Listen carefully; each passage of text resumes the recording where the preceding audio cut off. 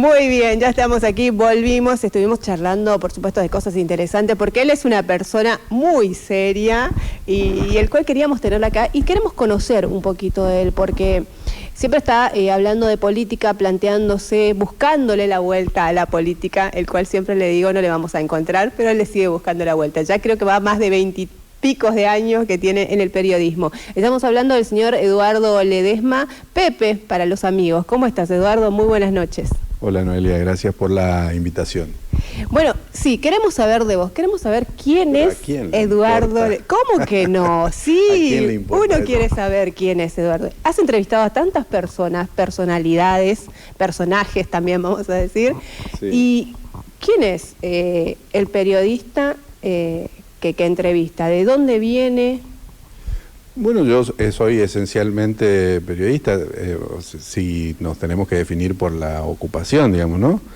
Esencialmente periodista, vengo de Saladas, en el interior provincial, hace mucho tiempo que estoy en esto, incluso desde Saladas cuando estaba todavía ahí, porque yo de chiquito me fui a estudiar a otro lugar, pero volvía, hacía un poco de periodismo en la radio, algunas esquelitas que por ahí escribía.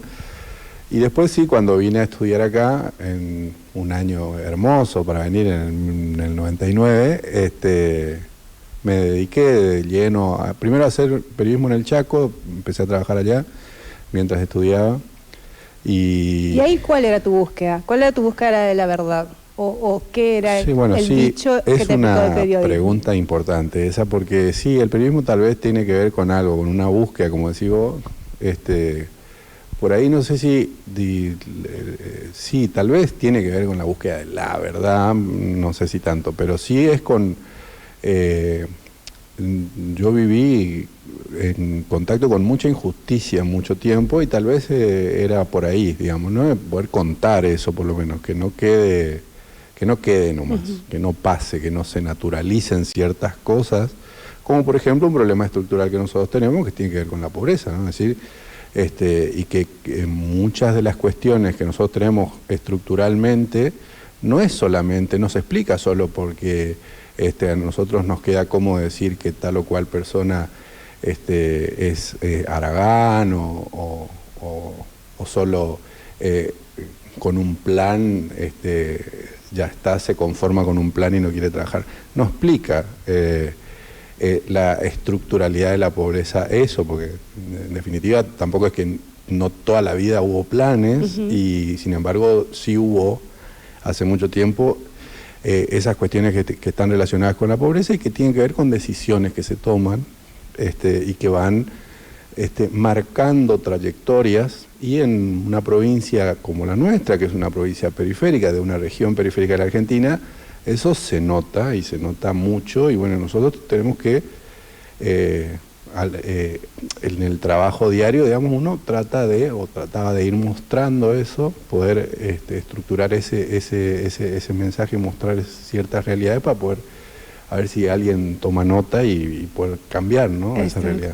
En esta época que dijiste, bueno, en el 99 viniste a estudiar, ¿y cómo eras ahí como estudiante? ¿Qué defendías en ese entonces? ¿Cuál era tu ideología? ¿La seguís manteniendo? Bueno, vine, ya empecé a trabajar porque de otro modo me tenía que volver, digamos. Por suerte yo empecé a trabajar en el periodismo, o sea, yo hice de todo también, ¿no? Hice de todo antes, desde vender quiniela hasta vender diarios, vender libros, trabajar, hacer guardias. ¿Eras buen vendedor? No.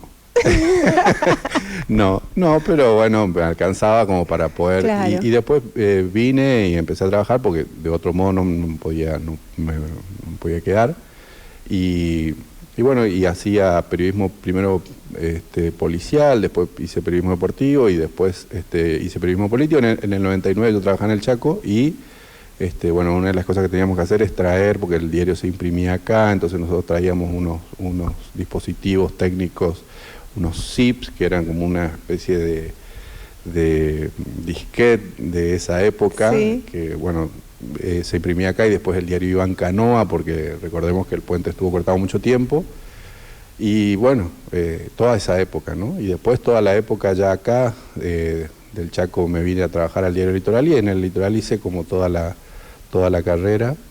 Pero Casi sí, sos socio fundador del no diario. tanto, porque hay gente que está hace mucho tiempo, pero sí hice mi carrera ahí, escribiendo cosas de sociedad, de ciudad, pero a mí siempre me llamó la política, y entonces ahí empecé a cubrir el Consejo Deliberante en la época del PANU, y cuando gobernaba Nora Nazar, y a partir de ahí después hice legislatura, y ya después empecé a cubrir gobierno.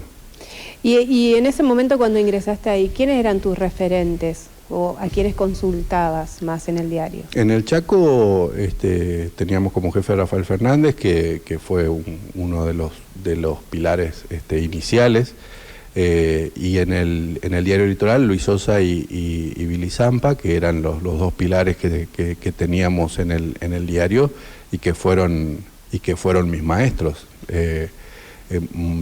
Esa fue, yo creo que la formación fundamental ahí, ¿no? No solamente por la formación periodística per se, que uno también trae de la facultad, sino la formación periodística en la práctica, ¿no? En la praxis de dos personas que conocen el oficio, sobre todo el periodismo gráfico, ¿no? Que es un periodismo que demanda por ahí otras capacidades.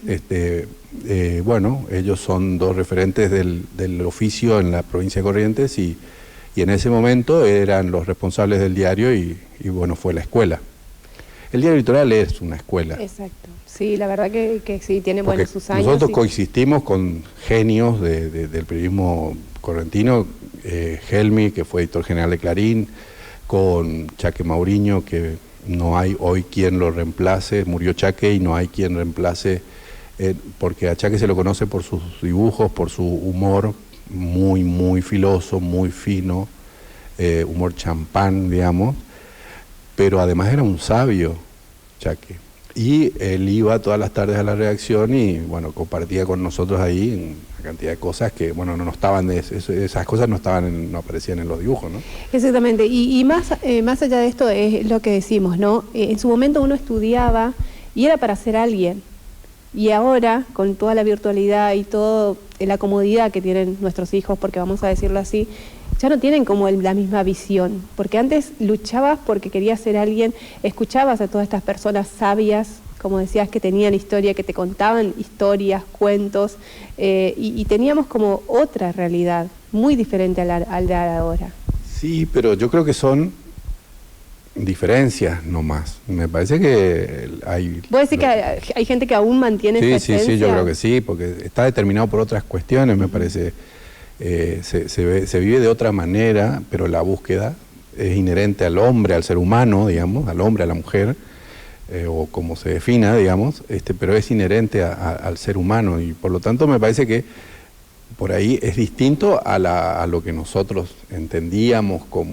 También cambian ciertos valores, ¿no? Claro. Los valores con los que nosotros nos criamos son otros, y hoy algunos están, otros no están, y a nosotros nos cuesta por ahí porque hay valores que yo considero que no están bien, pero sin embargo nos ha marcado tanto que cuesta sacarse de encima cierta forma de ver la vida, digamos, ¿no? Claro, y más, bueno, en la pandemia, de estar en familia, ir hacia adentro, la tecnología invadió todo. Sí. ¿Y cómo te llevas con eso? Bien, no reniego. Yo aprendí, yo soy parte también de la generación que vio el cambio tecnológico tal vez más importante del último tiempo, que es pasar de la máquina de escribir a la computadora. Entonces, aprendí en un momento en el que estaba aprendiendo que no me podía poner yo delante del tren porque el tren pasa y me iba a arrollar. Y yo no entendía cómo la gente más grande en ese momento no entendía, no veía eso. Por lo tanto, los cambios si bien hay muchas cuestiones de la tecnología, del funcionamiento de redes sociales, del funcionamiento de ese territorio virtual que hoy nos invade, nos envuelve, yo no entiendo, o sea, no comprendo, no resistiría a eso, porque conozco el otro procedimiento. Y además en lo que nosotros hacemos el periodismo sigue estando ahí, cambia la forma pero no el fondo. Por lo tanto, que yo haga periodismo después si el periodismo ese va en papel higiénico o va en una lata de conserva o va en una tableta o va en un papel, no me importa mucho. Y además hay una cuestión que es estrictamente objetiva, que tiene que ver con que si yo publico una nota en un diario de papel, me lee X cantidad de gente. También. Y si publico una nota en el formato digital, me lee otra X cantidad de gente, que es muchísima más. Es decir, pasa con... nosotros trabajamos en medios que se están disputando la punta de ese ranking, digamos, el portal de Sudamericana, el portal del diario El Litoral, y estamos hablando de que nosotros tenemos lectores únicos diarios, que es un equivalente al 25 o al 30% de la población de la provincia. Entonces, ese número, 250.000, 300.000, 400.000 lectores únicos diarios, ni un diario de los llamados nacionales vende hoy esa cantidad en los formatos más tradicionales. Entonces, no hay mucho ahí para discutir. Además es descartable, lo mirás, bueno, y seguís y buscás otro y buscás otro. Sí, pero hay cosas que igual quedan. También hay una discusión ahí que hay que dar. En todo caso es que cambiaron las formas, pero en esencia el fondo sigue siendo el mismo. Lo que hay que discutir son otras cosas, se discute en todo caso otras cosas. También se discute si la lectura sí, si la lectura no. Yo creo que se lee más hoy, pero se lee distinto a. Es decir, nosotros por ahí somos de la generación del libro de papel, pero al libro también, como al diario, se le mató, no sé cuántas veces se lo mató, sigue estando ahí porque es un elemento esencial, y bueno, y está hoy, pero eso no quita que los pibes y las pibas lean en lo que sea, lean en el teléfono. Hoy está comprobado que es así, pasan muchísimo tiempo en el teléfono. Las lecturas hoy son en un 90% por dispositivo móvil, un porcentaje muy pequeño de tableta, y muy marginal ya es hoy la lectura de una computadora de escritorio, pero se lee muchísimo más. También hay muchísimo más para leer. Cada uno después va eligiendo qué y cómo. Y ahí también vamos a tu parte de escritor, ¿no? Esto de ya tu Yo no me autopercibo, voy a usar ese término de la autopercepción que se usa mucho. ¿Cómo que no? Ya vas del tercer libro. Sí, pero son libros periodísticos. Claro. Pero el último ya tiene otro... Claro, es una crónica narrativa. Ya estás más grande, ¿querés decir? No, es otra técnica. Sí. Es otra técnica y a mí me gusta mucho.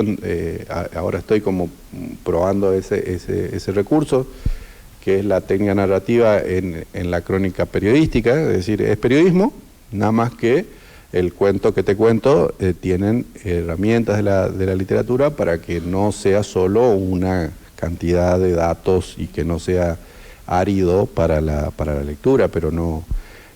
sí entiendo también que esa técnica lo que permite es que ese libro, a diferencia de los otros que son periodismo puro por ahí, tiene otra salida, tiene mucho más lectores. Pero también se nota en vos, ¿no? Lo que fuiste cambiando, lo que fuiste hablando, y esto es como que lo llevaste más personal, lo sentiste más así, ¿no? Sí, en este libro que ahí lo estamos viendo, El viaje al País del Agua, es un libro, es una crónica donde sí yo, sí, tenés razón, no deja de ser una crónica periodística, pero hay cosas que sucedieron ahí en contacto con la gente que me crucé en los esteros, que sí me hizo mucho espejo, porque por eso que te contaba antes, porque hay una estructura que es muy común a mí, que es muy fuerte para mí. Claro. Ver gente que la pasa mal y todo eso me hace un espejo, y bueno, y eso se nota por ahí en la escritura, aunque uno trata de, cuando hace este trabajo, trata de encontrar una distancia. En algunas cosas puedo lograr, en otras no, y sí, los lectores de ese libro me han referido que se quiebran en determinado punto, y bueno, y ahí es donde uno, ahí estaba eso para que te quiebres. Exacto. Entonces, sí hay como que está como más sensible. Viste que tenés tu parte sensible ahí también, sí, ¿no? Esto. La política no te ha endurecido del todo, ¿viste? No, pero ¿Y el tiempo te acompañó? ¿Cuándo? en esos días. No, por supuesto. Mirá, Contanos cómo fue Corrientes no eso. hace frío nunca, ¿no? Sí. Corrientes no tiene invierno, pero ese es el día más frío del año en el medio del estero, pero no solamente eso, sino que llovía, los truenos, o sea, fue muy impresionante. De todas maneras, ese libro se hace no solamente con un viaje, se hace con varios viajes. Mucho tiempo también pasó entre el primer viaje y el último. Lo que cuenta ese libro, el trayecto principal es sí de agosto del 2020, un día de agosto del 2020, plena pandemia, todo cerrado, mucho frío, lluvia, pero también el estero solo, ¿no? Vacío, como para hacer esa travesía. Y eso yo creo que también le da un poco de carne a ese hueso, ¿no? Como ermitaño fue casi. Sí, una cosa La donde te sensación entra así. por todos lados el estero, ¿no? O sea, Sí. viste que ahí te sentís la porquería que sos, digamos, ¿no? Porque es tan Es como inmenso. introspección, como decís, te vas hacia adentro y bueno, empezás a salir. Si tenés cosas buenas, va a salir Sí, cosas todo, buenas. Si no, me parece, ¿no? Cuando vos te enfrentás con el mar o con la montaña o con una cosa como el estero, donde te entra por todos lados, cuando yo digo te entra por todos lados es porque vos ahí sos una nada en el medio de una inmensidad que te entra por todos lados, quiere decir, te entra por la vista, te entra por el olfato, te entra por el oído, te entra hasta por un sentimiento. y la sencillez de la gente también. Bueno. Eso es increíble. Sí, ahí hay una dificultad también, ¿no? Porque en la escritura hubo una dificultad ahí, porque por eso que decís, porque la escritura debe tener una distancia, y la escritura periodística a nosotros nos enseñan eso, de que tiene que haber como una distancia entre lo que uno está contando y lo que uno es, digamos. Entonces, pero es como muy difícil, porque ahí hay una dificultad, además, adicional, te decía, porque eso que yo estoy contando ahí es uno igual a mí, en muchos sentidos, ¿no? El principal tiene que ver con que yo estoy contando desde Corrientes. El estero en general se cuenta desde afuera, se contó desde afuera. La crónica que yo intento hacer, que es revisar un itinerario que se hizo en 1960, en el 66, que hizo Rodolfo Walsh, y en general las crónicas, grandes crónicas que se escribieron de ese lugar, más allá de la crónica turística, es de gente de afuera. Desde el primero pondríamos ahí qué sé yo, a Félix de Azara, más acá ponerle a D'Orbigny, que Azara español, D'Orbigny francés, y otros tantos que han pasado ahí, por ahí. Y bueno, y hasta el último, que es de Walsh, que es nuestro, pero no de acá. Entonces, esa es una dificultad, porque es uno contando lo de uno. Hay un maestro del periodismo que dice que uno se prepara toda la vida para poder contar lo que pasa en la manzana de su barrio, en la manzana de su casa, porque es tal vez lo más difícil que hay. O sea, porque vos contás lo de afuera, lo de lejos, con un desapego que no tenés cuando estás contando lo propio. Sí. ¿Y cómo lo recibió la gente, bueno, en la Feria del Libro? ¿Cómo lo viviste ahí? Bueno, viste que este libro está andando bien, por suerte. También está andando bien pese a las dificultades que puso la pandemia, porque este libro se escribió en pandemia, pero también se editó en pandemia. Y bueno, cuando se empezó a abrir, más o menos empezamos a llevarlos a los distintos lugares del interior, pero no había feria, ¿no? Ahora recién está empezando a haber feria. La más importante sin duda fue la de Buenos Aires, que el libro se presentó en el Día de Corrientes, en la feria, que fue el 3 de mayo. En Buenos Aires hubo un recorrido que hizo el libro, se presentó el 3, pero después se presentó el 4, se presentó el 5 y después se presentó el 6 en la Casa de Corrientes también lleno. Sí. La del 3 estuvo llena la sala. Fue la verdad que muy, muy, muy, muy lindo, porque el año pasado, en el 2020, un libro mío, el libro de entrevistas, ya iba a ser parte del 3 de mayo en la Feria de Buenos Aires. Bueno, esa feria se suspendió y bueno, por lo tanto era como una cosa muy esperada volver a la presencialidad, pero otra cosa tiene que ver con esto de llevar el libro que sea el libro del 3 de mayo en la Feria de Buenos Aires y que la gente haya acompañado, la verdad que es difícil eso. No, no fue difícil. Además la gente te quiere, te acompañaron muchos amigos, un stand increíble el que hizo la provincia. La verdad que estaba todo dispuesto.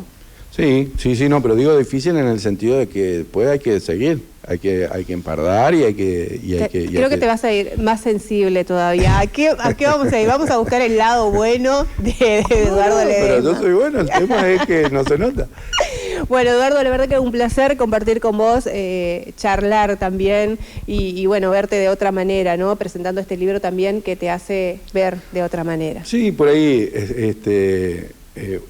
entiendo lo que decís y a dónde estás yendo todo el tiempo, que tiene que ver con que nosotros en general lo que hacemos periodismo y periodismo político es como que hay una distancia, hay un cascarón ahí que hay que cuidar, pero estas son otras cosas, independientemente de que la crónica también tiene discurso político, hay un posicionamiento político incluso más claro ahí. Sí. Todo el tiempo estabas ahí. Claro, No querías porque estoy marcando cosas, sí. pero va más allá de lo que uno como periodismo político hace diariamente en medios que no son medios personales, digamos, ¿no? Que guardan ciertas lógicas de funcionamiento, etcétera. Pero además porque ese trabajo te demanda una distancia sí o sí, porque si no, viste, se complica. Esta otra, la escritura, lo que te permite, sí, tal vez es mostrar otras facetas, pero bueno, no deja de ser, y como te digo, no deja de ser periodismo y por lo tanto también en esa cuestión sí hay mucho de verdad ahí. Hay mucho de verdad porque hay muchas cosas que sí me pasaron y que me quiebran y que porque me duelen. Porque, por supuesto, uno es sensible a ciertas situaciones. Por supuesto. Porque se ve reflejado.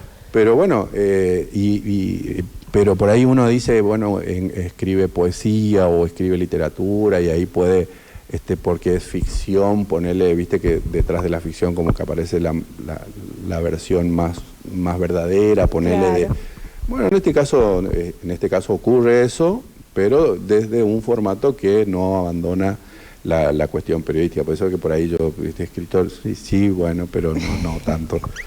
Bueno, la verdad que fue un placer. Otro día vamos a hablar de política. Te juro que somos muy ácidos. Yo también tengo mis comentarios muy ácidos con respecto a eso. Pero no, en esta oportunidad queríamos charlar y conocer el libro, obviamente, de cómo está funcionando. Un placer, Eduardo Ledesma, tenerte aquí, así que muchísimas gracias. Bueno, gracias a vos, al canal y a toda la gente que está mirando. Gracias.